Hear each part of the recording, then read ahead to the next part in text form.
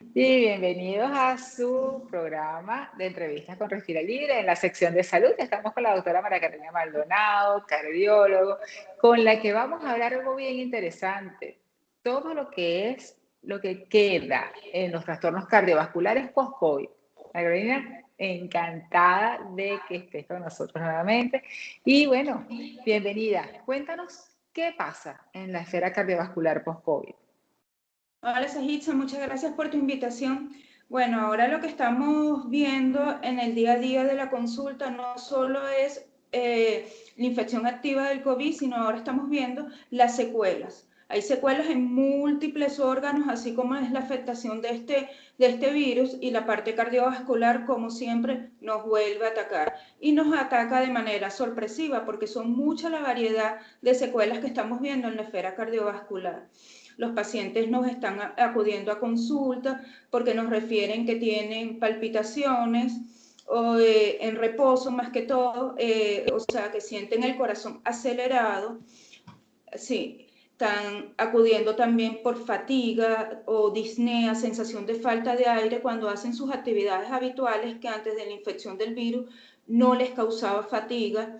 Hay otros pacientes que empiezan a inflamarse las piernas, comienzan con retención o distensión abdominal, y cuando uno les hace alguna técnica de imagen cardiovascular se dan cuenta que hay afección del músculo cardiovascular, como son las miocarditis. Estas pueden conllevar a una disfunción del músculo cardíaco y el paciente entrar en insuficiencia cardíaca.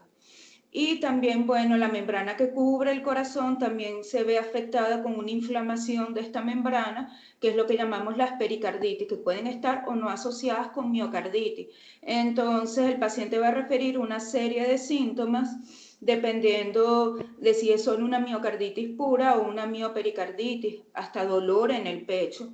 Y bueno, lo más lamentable que hemos visto, infarto del miocardio asociado a COVID también, o post-COVID. Pero no tiene relación a si ha sido una infección severa o moderada, porque la afectación cardiovascular puede estar en cualquiera de las presentaciones, excepto en la leve, ¿no? Según el reporte que tengo entendido. Sí, como tú muy bien estás diciendo, es independiente del grado de infección de COVID que estuvieron, si estuvieron o no hospitalizados, y lo hemos visto mucho en colegas médicos que acuden porque estamos evidenciando muchas arritmias por COVID o palpitaciones, bien sea no necesariamente son arritmias, sino son ritmo normal del corazón acelerado, que es lo que llamamos la taquicardia sinusal. Pero hay otros pacientes que sí son un poquito de síntomas en la esfera eléctrica del corazón más complejos que requieren medicación. Y dependiendo también de los síntomas y qué tan limitantes sean estos síntomas en tu día a día, en tu estilo de vida, hay que medicar. Por eso es lo importante de acudir. Sé que siempre la campaña es quédate en casa, pero hay que saber cuándo quedarse y cuándo no Claro, quedarse en casa. Y claro. consultar cuando ellos noten un síntoma que no es lo habitual en ellos. Disnea, las palpitaciones, el cansancio, el dolor en el pecho, la sensación de dolor a nivel mandibular, todas esas cosas, todos esos síntomas son motivos por el cual hay que acudir al cardiólogo. No, y definitivamente no, porque una de las cosas que se dice, bueno, como el COVID vas a estar cansado y vas a estar mucho tiempo más cansado, asumirlo, que No. es un cansancio normal y que esta esfera cardiovascular esté francamente afectada y pueda terminar, como dices tú, en un infarto. Es algo sumamente importante de justamente de educación y llamar la atención con lo que nosotros queremos hacer con estos programas. Sí, es muy importante diferenciar el síndrome de fatiga crónica post-COVID Ujú. y disnea que esté asociada a la esfera cardiovascular, bien sea por disfunción del músculo cardíaco, por inflamación de la membrana o por algún tipo de arritmia. Por eso es lo importante de acudir. Generalmente todos los pacientes que hemos visto hospitalizados o asesorando vía telefónica en domicilio cuando les dio la infección aguda, siempre tienen un primer contacto con nosotros posterior a las 3 semanas posterior de pasar la fase aguda, para empezar a estudiar que no queden con ningún tipo de secuelas cardiovascular. Igualito el tratamiento que nosotros estamos utilizando posterior a la infección del virus, lo que es la parte de anticoagulante, lo que es, o bien sea aspirina, dependiendo del caso, mínimo lo estamos llevando por 3 meses.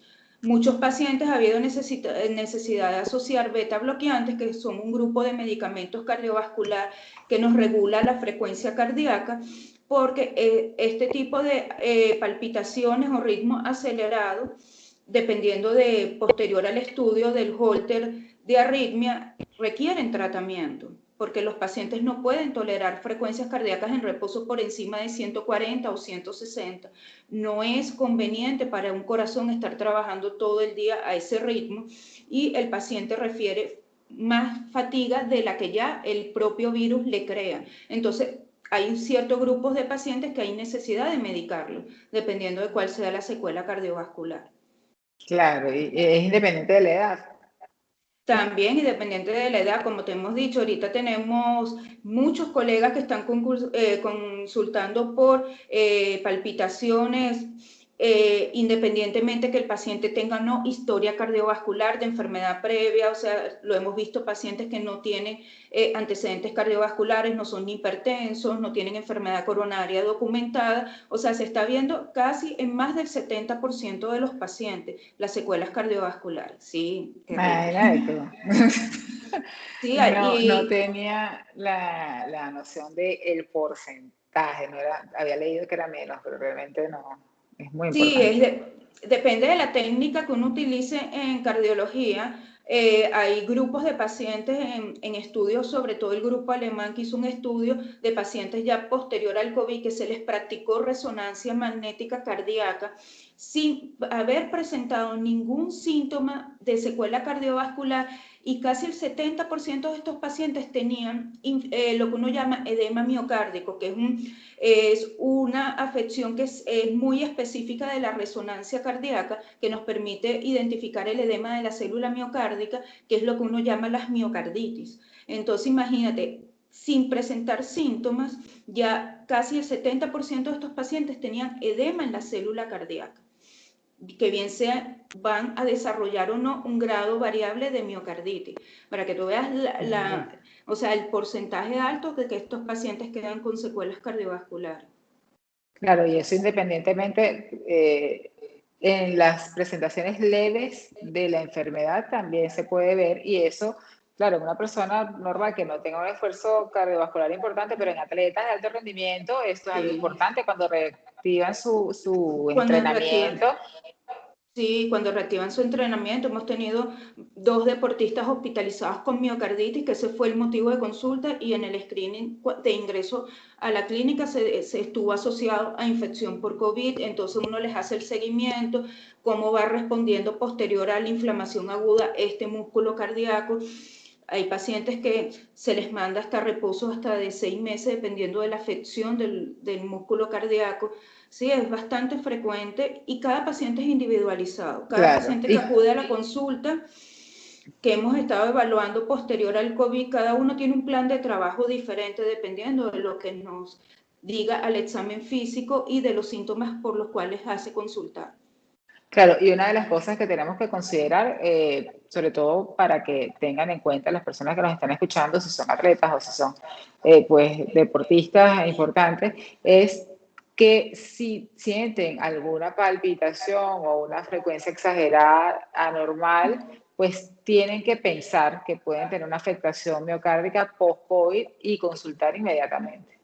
Sí, generalmente por los atletas que de alto rendimiento, los pacientes que practican actividad física de forma regular, ellos tienen sus monitores cardíacos con los cuales practican actividad física, y hacemos mucho hincapié de que si presentan frecuencias cardíacas por encima a lo que ellos presentaban haciendo el mismo esfuerzo físico, favor consultar, porque si está aumentando su capacidad funcional con ese esfuerzo, algo no debe estar bien. Entonces siempre colocamos el monitoreo ambulatorio de frecuencia, del ritmo cardíaco, que es el Holter.